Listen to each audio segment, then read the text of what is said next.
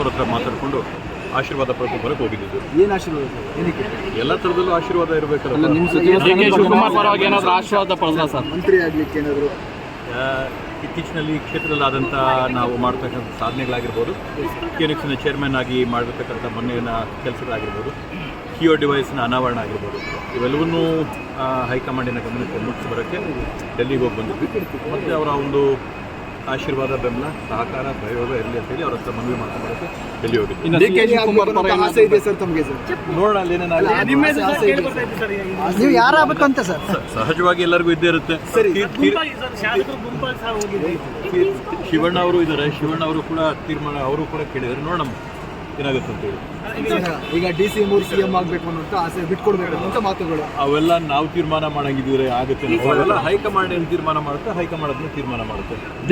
ಈ ವಿಚಾರವಾಗಿ ಪ್ರಸ್ತಾಪ ಮಾಡಿ ಹೈಕಮಾಂಡ್ ತೀರ್ಮಾನಕ್ಕೆ ಬಿಟ್ಟಿದ್ದು, ಹೈಕಮಾಂಡ್ ಏನು ತೀರ್ಮಾನ ಮಾಡುತ್ತೋ ಆ ತೀರ್ಮಾನಕ್ಕೆ ನಾವೆಲ್ಲರೂ ಕೂಡ ಬದ್ಧರಾಗಿರ್ತೀವಿ. ಇದನ್ನ ಖರ್ಗೆ ಸಾಹೇಬ್ ಹತ್ರ ಪ್ರಸ್ತಾಪ ಮಾಡಿದ್ರೆ ಹೈಕಮಾಂಡ್ ಏನು ತೀರ್ಮಾನ ಮಾಡುತ್ತೋ ಹೈಕಮಾಂಡಿನ ಎಲ್ಲ ತೀರ್ಮಾನಗಳಿಗೆ ನಾವು ಹೋಗಿದ್ರಿ ಅಂತ